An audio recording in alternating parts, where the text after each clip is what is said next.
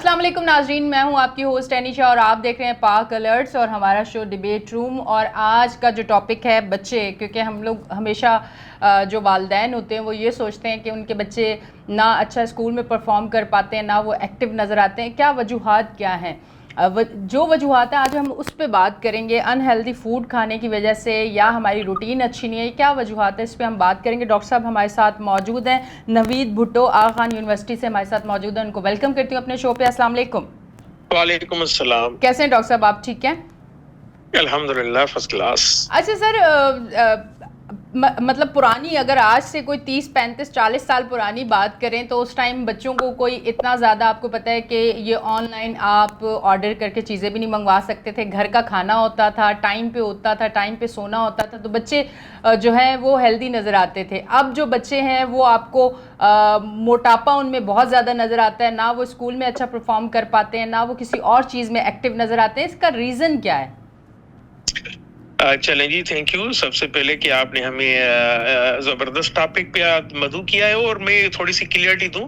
मैं आगा खान के साथ नहीं होता, मैं as a technical advisor nutrition पे काम कर रहा हूं गवर्नमेंट के साथ भी, और बाकी डेवलपमेंट सेक्टर में बाकी कंसल्टेंसी भी दे रहा होता हूं, तो ये थोड़ी सी क्लियरिटी जरूरी है। ठीक है। और जहां तक बच्चों की अब जो हेल्दी फूड हेल्दी डाइट की बात है, तो डेफिनेटली पुराने जब बच्चे, अगर हम अपने अभी एक मिसाल ले लेते थे कि हमारे जो रूटीन लाइफ था, हम ज्यादातर प्रेफर करते थे घर का खाना ज्यादा, हम मतलब घर का ही खाना मौजूद होता था, हमारे पास चॉइसेस इस तरह की नहीं होती थी जिससे हम रेडीमेड कहें, प्रोसेस फूड कहें, या बिल्कुल जो कहते हैं बगैर मेहनत की चीजें हाथ आए तो खा के बैठना, ये सारी चीजें, क्योंकि वो एक्सर्शन हुआ करती थी, खेल कूद हुआ करता था, और मोबाइल नहीं था तो स्क्रीन टाइम नहीं हुआ करता था। तो इस वजह से क्या है कि वो रूटीन जो हमारा लाइफ था, या वो लास्ट अगर 20 इयर्स बैक की हम बात करें तो वो बिल्कुल एक रूटीन बच्चों की लाइफ स्टाइल में चेंज होता था जी। और जहां तक जो कहते हैं कि जो क्वालिटी ऑफ डाइट हुआ करती थी पहले, साफ सुथरी हुआ करती थी। अगर हम कुकिंग ऑयल की बात करें या फूड की बात करें, या इस तरह के जो बाकी इंपोर्टेड आइटम्स जो अब आते हैं जिसको हम प्रोसेस फूड कहते हैं, तो वो इतने होते नहीं थे। तो हमारी प्रेफर यही होती थी कि हम घर का खाना खाते थे, और चाहे ब्रेकफास्ट हो, दोपहर का हो, रात का हो, और उसी के साथ अगर हम स्कूल में भी जाते थे तो स्कूल में यही होता था कि हम घर का खाना जो एक टिफिन होता था वो साथ लेके जाते थे, और जब ब्रेक होती थी तो हम वहां खाते थे। अब क्योंकि अब पुरानी बात और अभी की बात ये है कि आपके पास उन बच्चों में इतनी चॉइसेस बन गई हैं कि जल्दी से जल्दी पापड़ का पैकेट भी हो और शुगरी ड्रिंक भी दो, तो घर का खाना तो हम भूल ही गए कि बच्चे जब स्कूल जाए वो अपने साथ ले जाएं। और दूसरा ये है कि आपका जो रूटीन लाइफ स्टाइल है बच्चों का, हमारे पास ऐसे ग्राउंड नहीं है, कोई इस तरह की एक्टिविटी नहीं है कि बच्चे अगर खेल कूद में कम से कम 2-3 घंटे भी जरूरी हैं, वो दे नहीं पा रहे होते। और दूसरा जो सोशल मीडिया और स्क्रीनिंग टाइम है, एक ही बच्चा एक ही जगह पे बैठ के जो अपनी रूटीन लाइफ को उन्होंने लाइफ स्टाइल ही चेंज कर दिया है, तो डेफिनेटली वो उसका बड़ा मेन फैक्टर है। और दूसरा ये, तीसरा ये है कि शुगरी ड्रिंक्स की हम बात करते हैं, जिसको हम सो कॉल्ड जूस कहते हैं, वो जूस तो होता नहीं है। शुगरी ड्रिंक्स जो है बड़ा एक वो कहते हैं ना कि कंट्रीब्यूटिंग फैक्टर है, जिसकी वजह से जब बच्चे कंज्यूम करते हैं तो उसमें ये मोटापे का शिकार होते ज्यादा से ज्यादा ये बच्चे होते हैं। अच्छा सर, आपने जैसे कहा कि रूटीन पहले चेंज होती थी, बिल्कुल होती थी, नज़र भी आ रहा है। अब लोग बच्चों के हाथों में हमने जो है मोबाइल दे दिए हैं, सोशल मीडिया का इस्तेमाल ज़्यादा हो चुका है। पहले लोग खेल के मैदान में बच्चों को लेके जाते थे, एक्टिविटी इस तरह की होती थी, अब वो चीज़ें नज़र नहीं आ रही। आप वालिदैन को क्या कहना चाहेंगे कि बच्चों को इन चीज़ों से किस तरह से दूर करें? क्योंकि मोबाइल एक ऐसी चीज़ है, मेरे ख्याल से इसका इस्तेमाल पॉजिटिव वे में और लिमिटेड होना चाहिए तो बेहतर है, पर अब अनलिमिटेड इसका इस्तेमाल हो चुका है। बाकी जो हेल्दी एक्टिविटीज़ हैं उससे बच्चे दूर हो चुके हैं, बल्कि मैं समझती हूँ कि अब हमारे एज के लोग भी इन चीज़ों से बहुत दूर हो चुके हैं। जी बिल्कुल। सबसे पहले तो हमें जो एडुकेसी देनी है, मोबिलाइजेशन करना है, वालिद पेरेंट्स को ही करना है कि जो इसके जो कहते हैं ना कि कॉन्सिक्वेंसेस हैं फ्यूचर में और मजीद बिगड़ते जाएंगे। बिगड़ने का मकसद मैं यही कह रहा हूँ कि जब आपके बच्चों में ओबेसिटी ओवरवेट बढ़ जाता है तो उसके जो रिस्क फैक्टर हैं बहुत सारे। आप में जो अगर हार्ट डिजीज की बात करूँ, टाइप 2 डायबिटीज की बात करूँ, डिफरेंट कैंसर होते हैं जो रिस्क फैक्टर होते हैं ओबेसिटी ओवरवेट में। सो उससे क्या होता है, पहले तो हमें एडुकेट करना होगा पेरेंट्स को, उनको हमें बताना होगा। बहुत सारे पेरेंट्स जानते हैं और बच्चों का जो रूटीन लाइफ स्टाइल है अकॉर्डिंग टू जो एक बच्चे का होता है कि सुबह स्कूलिंग होती है, फिर शाम को कहीं पार्क्स में चले जाते हैं। मगर जो मेजॉरिटी अगर मैं कहूँ पेरेंट्स को, पहले तो हमें पेरेंट्स को एडुकेट करना होगा कि इसको उनको बताना होगा कि जो इस तरह की बच्चों की अगर लाइफस्टाइल कंटिन्यू रही तो आपके बच्चे आगे जाके उस तरह की उनकी जो डेवलपमेंट होगी या परफॉर्मेंस होगी उस तरह नॉर्मल बच्चे की तरह बिल्कुल भी नहीं होगी। क्योंकि आपका बच्चा उन डिजीज के साथ फाइट करेगा या बाकी जो जिंदगी में उनकी कामयाबियों के लिए जो सीढ़ियां चढ़ रहा होगा उसके साथ मुकाबला कर रहा होगा। तो पहले सबसे पहले कि हम एडुकेसी वालिदैन की करें, वालिदैन को बिल। और दूसरा ये है कि बच्चों को जो स्कूल गोइंग बच्चे हैं तो उनको जो हमें चॉइस देनी चाहिए स्कूल में हेल्दी डाइट के ऊपर। क्योंकि जब मार्केटिंग आप देखें इंडस्ट्रीज वालों ने कल भी अगर मैं मार्केट में चला गया तो मैं देखा था कि जो पापड़ के पैकेट है यकीन करें 50 से 60 किस्म के ऐसे कलरफुल ऐसे अट्रैक्टिव कार्टून वाले कि बच्चे खुद ब खुद उस पर मायल हो जाते हैं। पहले तो ये है कि जो हमारे जो अथॉरिटीज हैं उनका भी रिस्पॉन्सिबिलिटी है कि अथॉरिटीज को चाहिए कि जो हेल्दी डाइट फूड पे थोड़ी सी लॉ बनाएं और कुछ पॉलिसीज बनाएं जिसके बदौलत अगर हेल्दी डाइट की प्रमोशन ज्यादा होगी तो क्या होगा कि जब मार्केट में उनके पास चॉइस होगी तो डेफिनेटली वालिदैन वो अपने बच्चों को हेल्दी डाइट देंगे। दूसरा ये है कि उन बच्चों के लिए वालिदैन हो या बाकी हमारी जो कम्युनिटी है गवर्नमेंट है बच्चों के लिए थोड़े ग्राउंड होते थे जहां पर वो खेल कूद करते थे। अब तो ग्राउंड की वजह से देखें कराची की अगर हम मिसाल दें तो यहाँ पर ये पत्थर कंक्रीट के पहाड़ बन गए हैं। जहां पर हमारे बच्चों के खेल के मैदान हुआ करते थे वहां बड़े बड़े प्लाजा बन चुके हैं। तो अब बच्चों को जब हम वो एक्सपोयर ही नहीं देंगे तो जाहिर सी बात है जो अवेलेबल होगा तो वो एक्सपोयर के उसी बेस पे चलेंगे। जब वो कंजप्शन उनकी ऐसी होगी, लाइफस्टाइल चेंज होगा, फूड चॉइसेस प्रोसेस फूड होंगी तो डेफिनेटली उनका असर जो होगा वो बच्चों पे भी होगा और एनवायरनमेंट पे। क्योंकि पेरेंट्स रहते हैं, पेरेंट्स के ऊपर कोई भी अगर हम प्रोग्राम की हम बात करें कहीं किसी भी लेवल पे कोई चाहे इलेक्ट्रॉनिक मीडिया हो प्रिंट मीडिया हो कोई हेल्थ अवेयरनेस सेशन ही नहीं होते कि पेरेंट्स को भी पता चले कि उनके बच्चों की सेहत किस में है। तो ये ज्वाइंटली हमें एक काम करना होगा, चाहे पेरेंट्स हो, कम्युनिटी हो, बच्चे हो, स्कूल हो, गवर्नमेंट हो, सबको मिलकर काम करेंगे तो शायद कुछ ना कुछ हम बेहतरी की तरफ इंशाल्लाह आगे अच्छे आउटकम अचीव कर सकेंगे। जैसे सर आपने कहा कि मैं इस तरह से मार्केट में गया और 50 किस्म के तो पापड़ नज़र आए, तो यही 50 किस्म के पापड़ हमें स्कूल्स में भी नज़र आते हैं। तो ये तो जो है अगर बच्चे जो हैं उनको अगर घर में रोका जाता है तो स्कूल में जब वो जाते हैं तो उनकी कैंटीन में चीज़ें ये मौजूद होती हैं जो उन्हें मिल रही होती हैं। जी जी जी जी असल में यही है कि इस पे यहाँ पर जो रोल शुरू होता है ना, ये हमारे जो फूड अथॉरिटीज बने हुए हैं चारों प्रोविंस में इस्लामाबाद में, तो वहां पर हमें थोड़ी सी पॉलिसीज को इनको ना थोड़ा सा स्टिक करना पड़ेगा कि एटलीस्ट स्कूल में कुछ ऐसे नोटिफिकेशन, जिस तरह से फूड अथॉरिटी ने 1-2 लेटर निकाले भी थे बेवरेजेस के ऊपर, ड्रिंक्स पे ऊपर, इसी तरह हमें सारे फूड अथॉरिटी जितनी भी है थोड़ा सा उनकी पॉलिसीज को स्टिक करना पड़ेगा कि जो स्कूल की कैंटीन है तो हमें उनको हेल्दी फूड हेल्दी डाइट को उनको चॉइस देनी पड़ेगी। फर्ज करें कि अगर ये पापड़ या कुछ इस तरह के अवेलेबल हैं, पहले तो ये है कि वहां पर पापड़ इस तरह के जो लो कैलोरी फूड हैं और जो बेवरेजेस हैं जिसको हम शुगरी ड्रिंक्स कहते हैं उन पे बैन होना चाहिए, वो नहीं होनी चाहिए। उनके बदौलत वहां पर आपका फ्रूट का दे दें, कुछ हेल्दी डाइट का दे दें, कुछ हेल्दी बिस्किट ऐसे जो 45 व्हीट फ्लोर से बनते हैं वो चॉइसेस दे दें तो वो ज्यादा उस बच्चे के लिए बेहतर है, उसकी ग्रोथ और डेवलपमेंट के लिए। ना कि जो लो कैलोरी फूड है उनको अथॉरिटीज का ये मेजर और गवर्नमेंट का जिम्मा है कि ऐसे नोटिफिकेशन निकाले जहां पर स्कूल में लो कैलोरिक जो अनहेल्दी डाइट है उस पे बैन होना चाहिए। अच्छा सर, प्रोसेस फूड जो है उसका इस्तेमाल बहुत ज़्यादा है मेरे हाल से, अब हर घर में बहुत ज़्यादा है। आपने ख़ुद भी ये बताया और मैं ख़ुद भी ये चीज़ें देखती हूँ कि एक तो हमने अपने बच्चों को इन चीज़ों की आदत इतनी ज़्यादा कर दी है कि वो इन चीज़ों के बगैर रह नहीं सकते। अगर उनको हेल्दी अच्छा खाना घर का देते हैं, जिसमें हमने हमेशा से सुना है कि सब्ज़ी खाना लाजमी है, आपने सब्ज़ियाँ खानी है, जो कि अब बच्चे नहीं खाते। चिकन का इस्तेमाल बहुत ज़्यादा है और वो भी आप घर की बनी हुई चिकन नहीं होती, वो बाहर से आप ऑर्डर करते हैं फ़ास्ट फूड की शक्ल में, वो आप तक आती है। वो हमारे बच्चों की सेहत को कितना नुकसान दे सकती है? अच्छा, यही बात जो ये 2 दिन पहले रिपोर्ट आई है, उसमें भी यही है कि जो मार्केटिंग के देखे ना, ये बड़े टिक-टैक्स होते हैं, जी। जो वो उसको बड़े अच्छे तरीके से प्रेज़ेंट करते हैं, और उसकी मार्केटिंग के जो कमर्शियल भी देखें, तो खुद ब खुद जब वो बच्चा जब सोशल मीडिया का इस्तेमाल करता हो या टीवी पे देख रहा हो, तो इतने अट्रैक्टिव होते हैं, और प्लस अट्रैक्टिव के साथ बड़ी-बड़ी सेलिब्रिटीज़ को वो इन्वॉल्व करते हैं कि अच्छा ये भी वो कंज़्यूम कर रहा है, इसका मतलब बड़ी ज़बरदस्त चीज़ होगी। पहले तो हमें थोड़े से लॉज बनाने पड़ेंगे, पॉलिसीज बनानी पड़ेंगी कि इस तरह चीजों को, जो प्रोसेस फूड है, अनहेल्दी डाइट या अनहेल्दी फूड है, उसको इस तरह कमर्शियलाइज नहीं करें। अगर नहीं करेंगे तो डेफिनेटली वो आपके सोशल मीडिया पे, स्क्रीन पे नहीं आएगा, तो बच्चे इतनी उस तरफ अट्रैक्शन नहीं आएगी।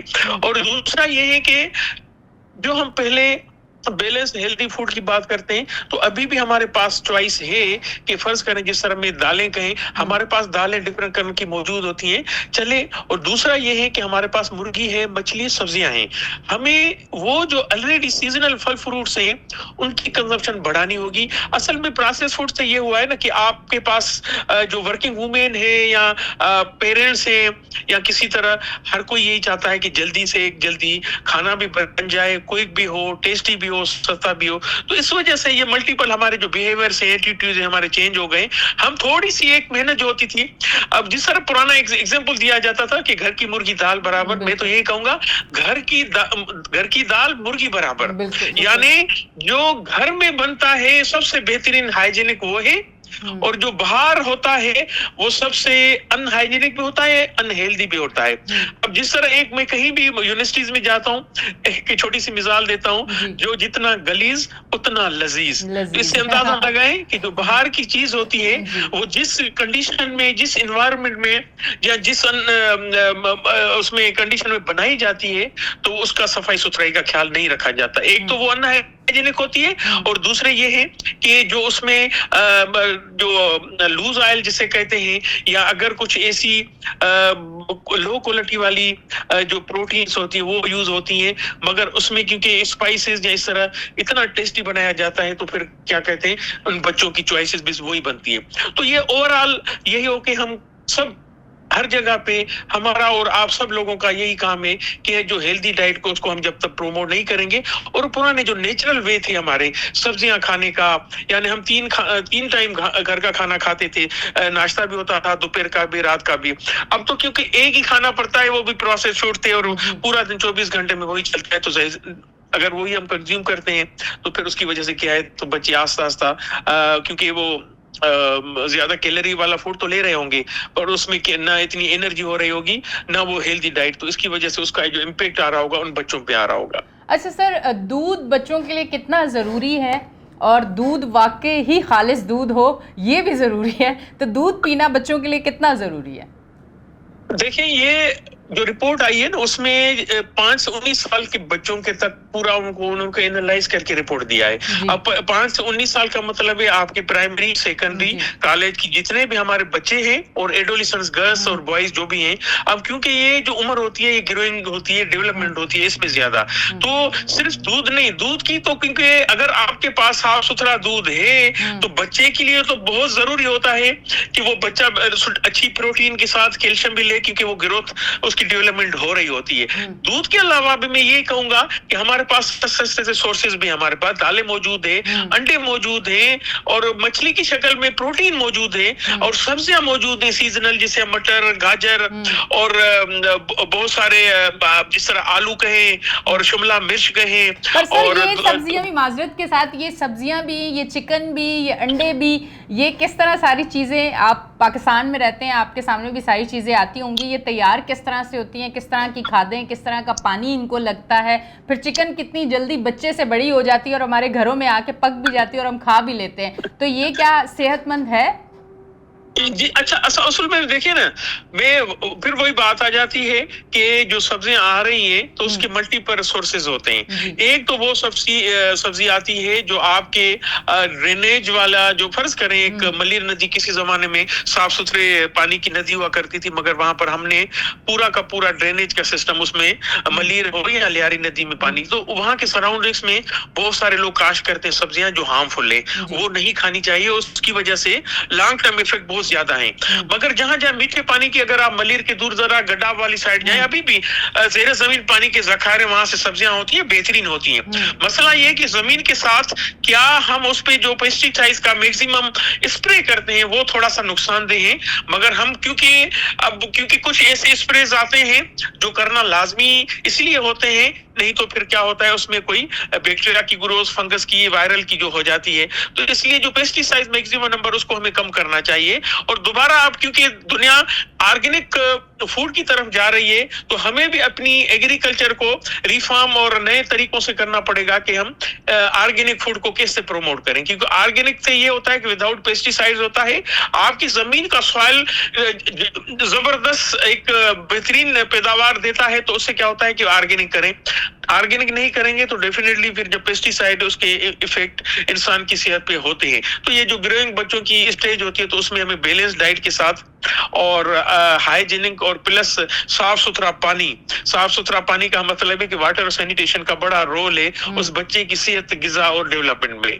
ठीक सर, हम जिस तरह से देख रहे हैं, मैंने अभी कुछ अरसे में जो बहुत ज़्यादा देखा कि कैंसर, मैंने देखा, जो मेरी रिसर्च है या मैंने लोगों से मिली हूँ, मैंने देखा है कि मुझे कैंसर के पेशेंट बहुत ज़्यादा नज़र आए हैं। फिर डायबिटीज़ जो है, डायबिटिक पेशेंट बहुत ज़्यादा नज़र आए हैं। फिर इस तरह की चीज़ें बहुत ज़्यादा हुई कि हार्ट पेशेंट हमें जो हैं, एक कम उम्र का बच्चा या बच्ची, हमें हार्ट पेशेंट नज़र आ रहे हैं। ये सारी चीज़ें हमारी खुराक की वजह से ही बीमारियाँ इतनी तेज़ी से फैल रही हैं। आप क्या कहना चाहेंगे? अच्छा देखिए, खुराक का भी बड़ा रोल है इसमें, और दूसरा ये हमारा जेनेटिकली भी होता है और हमारे लाइफ स्टाइल पे भी होता है। क्योंकि देखें, ये कैंसर तो हमारे पूरी ग्लोबल कहीं भी हो, कहीं ज्यादा कहीं कहीं उसका प्रीवेलेंस होता है। मगर हमारा अगर ओवरऑल देखें, जिस तरह हम शुरू में बात की कि हमारा जो लाइफ स्टाइल है बिल्कुल चेंज हो गया है, हमारी एग्जर्शन कुछ नहीं है। रूटीन में होना चाहिए कि एक सेहतमंद बच्चा हो, एडोलिसेंट गर्ल्स हो या एडल्ट हो, तो उसको रूटीन में कम से कम दिन में 1 या 2 घंटे अपनी वॉक भी चलनी चाहिए, या साइकिलिंग करनी चाहिए, हाइकिंग हो, जॉगिंग हो, कुछ ना कुछ एक्सर्शन होनी चाहिए। क्योंकि वो भी एक पार्ट है कि जिस्म को, आपको अपनी मशीनरी को कंटिन्यू करना। दूसरा ये है कि आप जो फूड कंज्यूम कर रहे हैं, वो फूड, वही बात आ रही है कि आया वो प्रोसेस फूड है तो उसमें मल्टीपल मुख्तलिफ केमिकल मिलाए जाते हैं। तो बेहतर है कि प्रोसेस फूड से हम जो नेचुरल वे में जिस तरह हमारे पास अवेलेबल हैं, तो वो उनकी कंजप्शन हमारी बढ़ा जाए। और तीसरा सबसे बड़ा, जो हम दुनिया में शायद उन मुल्कों में है जहां पर ज्यादा से ज्यादा ऑयल यूज करते हैं। ऑयल, क्योंकि अगर पर कैपिटा की बात करें तो 30 से 35 litre per capita as a Pakistani use करता है। अगर मैं ये डेवलपिंग कंट्रीज की बात करूं, वहां 1 से 2 किलो सिर्फ ऑयल पूरे साल में इस्तेमाल होता है। और दूसरा, जो ऑयल इस्तेमाल करते हैं, क्या उसकी कंडीशन वो रिफाइन होके बेहतर है या नहीं? मैं कहूंगा नहीं, क्योंकि हमारे पास लूज ऑयल जो आम मार्केट में और बाकी गलियों में देखें तो 10, 15, 20 रुपए का जो लूज ऑयल सस्ता मिलता है, वो कहां से आता है, किस लेवल का आता है? सबसे बड़ा प्रॉब्लम हमारे पास लूज ऑयल का है, क्योंकि वो पता ही नहीं चल रहा कि कौन सी इंडस्ट्री से आए। तो उसमें क्या होता है, कार्सिनोजन और ट्रांसफैट की तादाद इतनी ज्यादा होती है, जब वो हम कंज्यूम कर रहे होते हैं तो वो डायरेक्ट आपके यहाँ तो कार्डियक पे प्रॉब्लम होता है, या तो आप डायबिटीज हो जाते हैं, या डिफरेंट तरह के कैंसर पैदा हो जाते हैं। और तीसरा हमारा जो स्ट्रेसफुल लाइफ होती है, हम तो हमारे बच्चे से लेके एडल्ट तक हमारा रूटीन में हमारी मल्टीपल स्ट्रेसफुल कंडीशन लाइफ होती है। तो स्ट्रेसफुल लाइफ भी प्रोमोट करती है कहीं ना कहीं आपके जो नॉन कम्युनिकेबल डिजीज है। तो उसके लिए ये मल्टीपल फैक्टर्स हैं जो ओवरऑल हमारे हर बच्चे में, एडोलिसेंट गर्ल्स में, बड़ों में होता है, जिसकी वजह से फिर जिनका इम्यून सिस्टम कमजोर होता है तो ज्यादा मुतासर होते हैं वो।